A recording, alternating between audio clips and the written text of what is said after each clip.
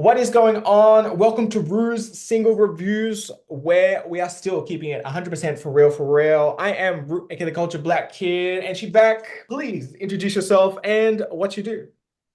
Hi, I'm Dell, aka Smelly Dell. I am a freelance music journalist and lover of music and all things the area. And happy to be back again. Yes, great to have you back. Make sure you go check out our Boy Soda review from earlier in the week. But that is not what we're here to do today. We're here to do our single review, six up, six down, all local. Now, if you notice at the top, before we get into it, I did say Rue's single reviews, not Iffy single reviews, because I'll be taking over the single reviews for the foreseeable future. And yeah, very excited to see what we can get into with that for the time being, whilst if he kind of takes another little break away from things. Anyway, that to the side. Let us kick it off. Del, hope you remember we start with here for thises, then here depends iffies and iffies. So I'll let you take it away with what your first one is and its rating.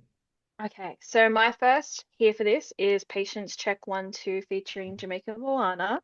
So, pros, voice. Patience is such an unreal vocalist and honestly, truly one of the most underrated I feel like in this country. They are so fierce on this song as they always are, and I think that, paired with the fierceness of also Jamaica, it's just like two energies coming together. One's like, I guess, a bit more soft and sultry and a little bit more, well, not reserved, but I feel like Patience is kind of like offers that kind of like subtle, soft offering. And then you've got Jamaica who comes in with like a super dark, Mm, low kind of addition to the song. And it's like yin and yang in a way. yeah. And I feel like they both deliver it with so much steeze and they deliver it so easily. And I feel like this is exactly what I would expect from a collaboration, like two artists understanding each other, understanding the sounds, understanding the message behind the song. And so I think, yeah, that's like my biggest pro, kind of like the collaboration aspect of it is that, it's perfect to me in every way. The chorus, the check chorus is just chef's kiss. It's so, so good. Um, it also reminded me of one of my favorite like Massive Attack songs. Shout out to Massive Attack fans. And also like a bit of Jill Scott as well. There's a bunch of like influences in there that you can hear. But it's still super singular to Jamaica and Patience. And yeah, that's kind of like that's my pros. But in terms of cons, I don't think I have any. I think this song is super good. It's exactly like I said, what I expected out of a collaboration like this. And I hope that people give their ears to it because it's worth it. No, for sure, for sure. And I'll come right off the back of that. However, I don't have any here's. I'm going straight into here depends. And I'll kick it off with Patience. Check 1 2 featuring Jamaica Moana. Man, you kicked it off perfectly with the vocals because Patience feels like her vocals have been transport me to like a 50s jazz club. Like Mm, immediately it is so, like you said, velvety and mm. like it's just from a whole different time period, and 1000% agree that they are one of the most underrated vocalists in the scene. Yeah, the flowers that they need more on that front is yeah, so much more, so much more. I love the topic. I love the rawness and the realness of what they are talking about. Make sure you go check out their Instagram for a bit more context on that. If you don't know, but just identity coming into themselves as a person. Um, yeah, I really enjoyed that aspect of the song. With the cons, I think Jamaica brings an interesting flip side to the track, like you said, very yin and yang, and I do enjoy the pre-chorus, the post-chorus. However, I'm not 100% sure that the main verse topically fits the the context of the song. Um, Okay. because I was reading lyrics. I listened to Hun a few times, and I'm like, maybe I'm missing something, but just off those few listens, I was like, contextually, I'm not 100% sure how this fits with the rest of the topic of the song. So that kind of was like a little confusing, but yeah, but like I said, the post-chorus is pretty nice though. So um that's why I'm here depends for patience. Jamaica Wana, check one, two. I don't have any here for it depends. I'm gonna go straight to my depends on the day. Okay. I've got Chanel Loren with Autopilot. Similar to like what I said in the voice soda um review. This is kind of like my first time kind of coming back to Chanel as well. Um, I think the last time I kind of tapped in with her was around the Carelessly Doomed kind of era. Yeah, yeah. So it's a couple years now. Mhm. So Last year. yeah. That was like top of Oh, last year. Yeah. oh, Because she dropped the okay. EP and Carelessly Doomed was on there. But I guess I think the single for Carelessly Doomed maybe dropped at the end of 2023, top of 2024. Okay, okay. So yeah. Some time before. Okay. But I would assume that she's probably dropped in between obviously then and now. Hey. Uh, No. so since the EP, I don't. This is the first release since the EP. So it's Okay. about a year in a bit because that was July Okay. last year that that EP dropped. Oh, okay. I'm not that out of the loop then. Okay, awesome. Well, I've caught up then. You're fine. Okay, cool. Well, with that being said, I think sonically it sounds like a completely different direction to what I think I have been familiar with Chanel previously. And I like that. I think that's a big pro for me. I like that. Obviously, I feel like you've said this before as well about other artists, but I like it when an artist kind of changes directions and I guess sonically shifts into a different territory, or at least, kind of teeters on something that they haven't fully tapped into. And I feel like that's what this song is to me. Um, Let me just go through my notes. She brings a really good amount of warmth over this kind of like grittier-ish production. And she's also really real on this track, which is a huge pro for me, in terms of being, on autopilot and not feeling in control of yourself at times. I feel like I've been there plenty of times before. And I feel like this song kind of translates that feeling like really well. So yeah, that's definitely a pro for me. But in terms of cons, I think it's something I won't constantly put on. I think that's the only thing. Maybe I guess the term would be like replayability or like replay whatever. But I Yeah. feel like it's the kind of song that like it just it depends on the day. Like if I'm feeling a certain type of way, I'll chuck this song on. But I think for general listening, I'm not gravitating to it Mm. massively. Yeah. But I feel like I know where and how it can serve its purpose for me as a listener. Mm. And that's like a prawn in itself as well. So prawn. Pro! Okay, Keep that's saying two. prawn. I was gonna edit it out, and now you said it twice, so now I'm keeping it. Nah, shame me, shame me. Um, but yeah, that's my depends on the day, my first one. Shall I throw to you, Ru? Yes, and I'll also come off the back of Chanel Loren Autopilot, which is my second and final here depends actually. Which I think the production is fun. I love the chops in the beat. I think Chanel's vocal performance is great. I love the when she layers in that pre-chorus. Love when artists add the stacks, they make it thick. But yeah, I think it's just a nice little track to pop back out with. But similarly, it's not one of my go-to Chanel tracks, and I'm just curious Mm. how what's gonna come after this and how that will fit contextually within her this new era, I guess, that she is trying to figure out, i.e. the lyrics on the project as well, on the song as well. So yeah, Chanel Loren, Autopilot. I'll carry on with the depends on the days that I have. I've Hmm. got one more. I've got El Shamada's track, Girl Size Dreams, featuring Legs Dina. Mm. Um, Pros, love a track about the downfall of man and the uprising of women. Obviously. Yeah, I think it's like such a fierce, fun, cheeky, kind of little track, and it's cutesy when it needs to be, and it's staunch when it needs to be. It's just like, I don't know, it just epitomizes like the female experience really well. And I'll always love when like girls specifically write a raunchy song just Mhm. because it's so don't do that, it's so taboo to talk about sensuality as a woman.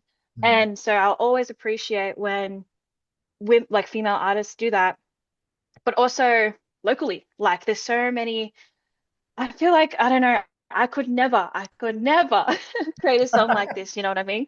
Because I can't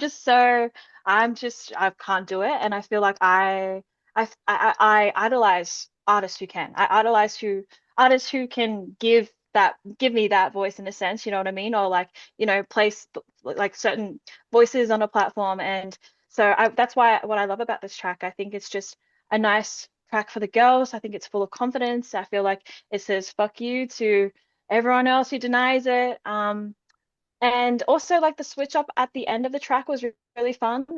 Brings another dimension to it, which I think is very expected from an artist like El Shimada as well. Yeah, and it's really kooky. I like that it's a little bit kooky, a little bit strange, a little bit off kilter. Mhm. But in terms of cons, I think maybe the same with Chanel Loren. It's just the replayability. I know where I would have this. I know the exact setting and situation where I would listen to this song, but it probably wouldn't be on a day-to-day general basis. Yeah. And that's just because, like, I think maybe even just because, like, the lyrical content, like, if I'm feeling depressed, this might not be the pick-me-up song for me. But Mhm. if I'm ready to go out on the night, like a night on the town, this is the exact song that'll do it for me. So yeah, that's my only con. That makes sense. That makes total sense. And I'll come off the back of that. El Shimada, Girl Size Dreams featuring Les Dina, which is a depends on the day for me as well. Firstly, acknowledging that this song is obviously not for me. And I'm all for this topic. Self-awareness. Yes, 100% don't want to have that conflict with anything. And I did want to point out the quotes on the IG, on one of the IG posts, which is women birth so much beauty into this world despite all odds. When we are on our purpose, our love is ocean deep. We fight radically and we weave our girl-sized dream into reality. Real, love it. Definitely want to 100% agree with everything there. There was a bar on it which said, I want more high beats made by women. 1000% agree as someone who is a fan of a lot of what female producers have done in this scene, the Vetta Bournes, the Chelsea Warners, Mhm. just to name a few, Cherry Ripes, like, yeah, no, definitely need more female producers at the forefront. And finally, yes, I really enjoy that DMB. I think it's Mm. DMB switch on that second half, around like the 250 mark. I wish it came in earlier because, Yeah. Yeah. yeah, I think that transition to a con, which is that production in the first half can get a little like because it's so quirky, get a little old Mm, for me, a bit quick.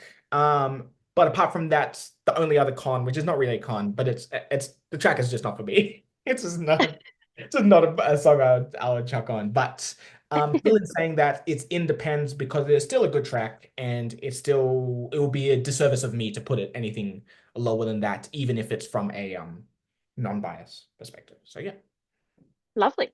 yeah, Oh, sorry. It's Tua. Yeah, go ahead.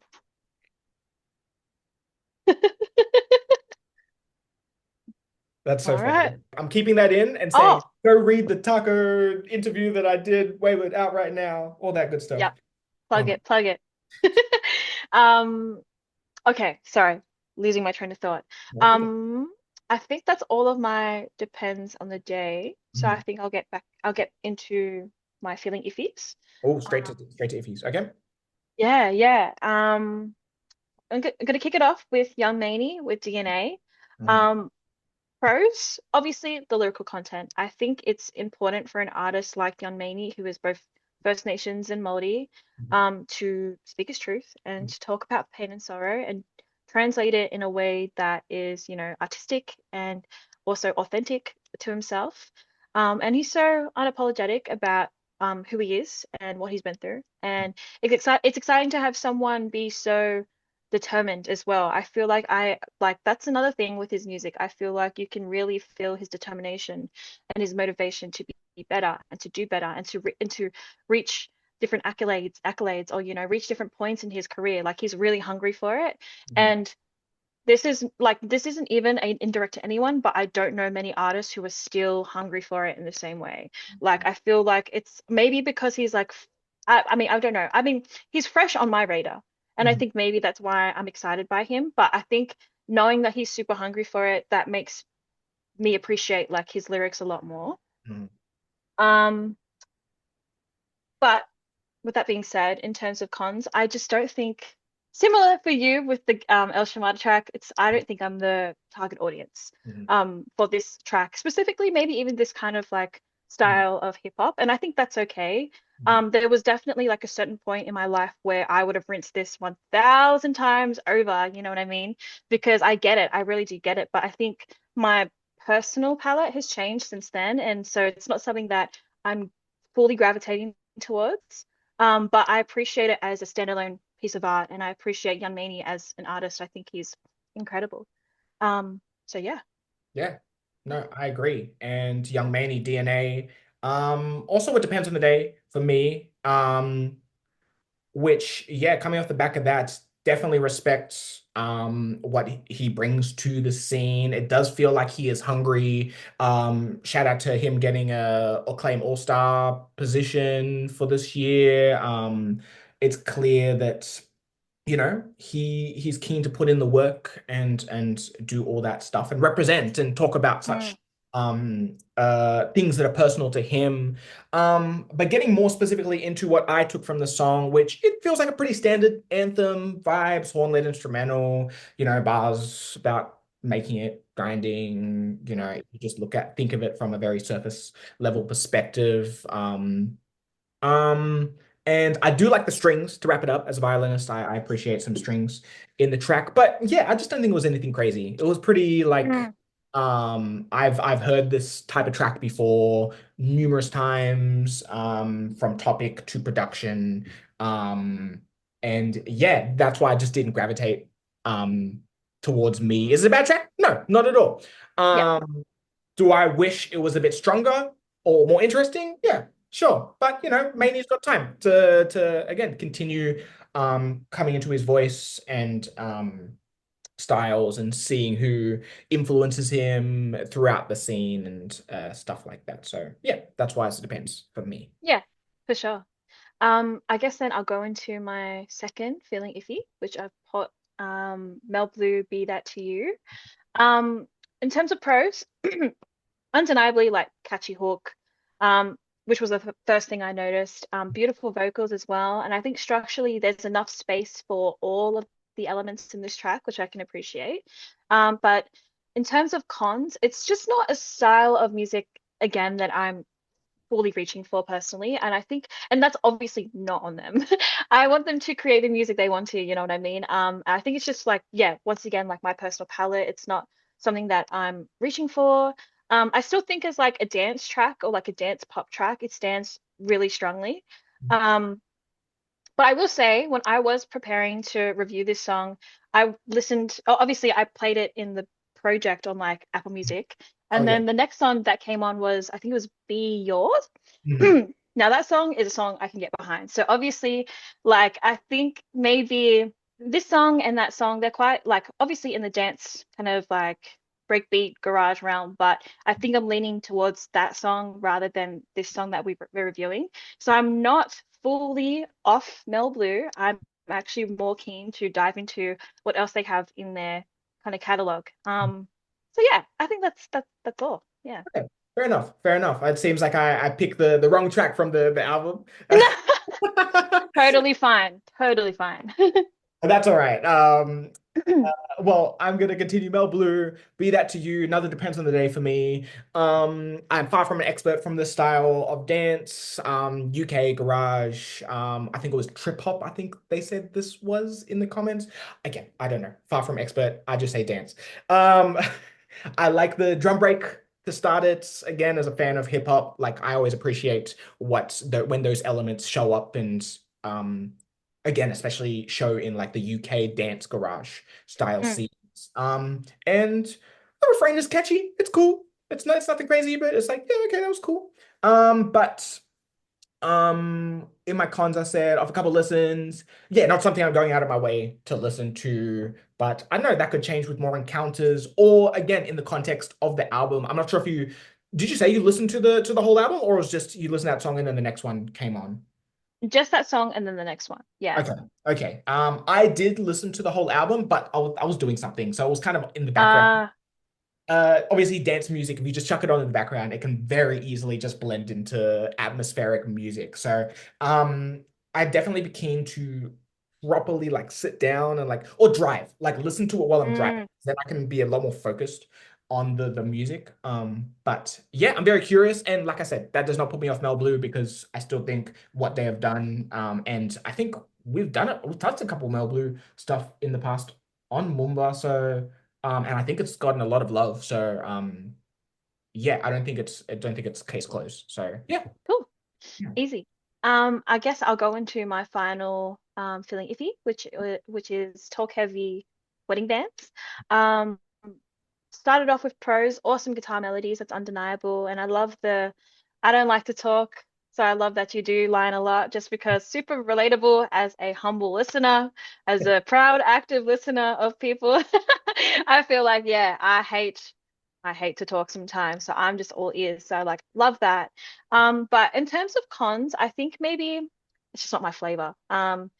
Purely because I haven't listened to this kind of style of like emo punk music since high school. And I guess the meter of measurement that I'm using is My Chemical Romance, which is completely unfair to this band, completely unfair. But that's my meter of measurement, that's like my bread and butter, My Chemical Romance. So I think it's more that like, yeah, I guess what you were saying about, the dance world, this kind of like sonic world, I'm not fully involved in, or like educated on, and I'm keen to know more, but I think just going off of like this track itself, just not something that I think registers with me personally. But um I can see why it would. I can see why. But yeah, that's my review. Fair enough. Fair enough. And finally, talk heavy wedding bands is finally also it depends on the day for me. I discovered talk heavy towards the top of last year. They put out a song called "The Montreal Screwjob," in a reference to a wrestling situation that happened. I'm not a wrestling fan myself, but the way that the song was done, I was like, "Oh, this makes me interesting in figuring out what the Mm, hell is going on," and I love the writing. Now, fast forward, we get to here. Uh, First thing I wrote is it's a duh thing to say in this genre, but I love the energy that Talk Heavy bring onto this track. I love that the song is sweet. It seems very wholesome. Seems different to what they've done in the past. But I don't know. There's just something about it that doesn't 100% draw me in. I don't know what it is. I genuinely don't know what it is. Maybe it's that when it comes to love songs that I'm just not used to hearing it in this style. So therefore I'm kind of like, mm, or relationshipy type songs that I'm kind of like, maybe my brain needs to just kind of get used to that. But I'm mm. not even 100% sure that that is it. Like, yeah, I don't know. I really don't know. So maybe I just need to soften up with more listens. Um, or yeah, maybe it just genuinely isn't for me and it's just um yeah. But I don't discount the sound. Mm. I think as I have again involved myself in more Triple J stuff and been a lot more broader with my listening palette over this year that a band like this, I'm a lot more like, oh yeah, okay, I'm curious and keen to hear what's next or what else is in this realm. But yeah, I don't know what about this specific song that made me go, hmm, I like it, but I'm not 100% there with it. So Mm. I think that's why it depends on the day for me. Fair enough. Fair But enough. yeah. Yeah. So anyway, six up, six down. Let us know what you think out there. Where any of these here for this is depends on the day is feeling iffies. Let us know. And yeah, thank you so much, Dell, for jumping on for this week. Make sure you again go check out the Boy Soda review. And finally, again, in case they missed that review, where can the people find you at? At Smelly Dell on Instagram and TikTok, and at Deeper with Dell as well. If you're into some music deep dives and deep cuts and things like that, I'm your girl. You can find me there. Yes, 100%. The Brats one, I still remember that conversation in the media chat that led to you getting those Brats PS2 games. I'm like, oh, I love it. I'm about it, bro. I'm about it. I had to do it. I love it. Oh my goodness. Well, keen to have you back very soon. And yeah, get out your hair and we'll get out y'all hair. Root Single Reviews. I am Root, a Culture Black Kid here with Smelly Dell, and we'll catch you next time. Peace. Bye.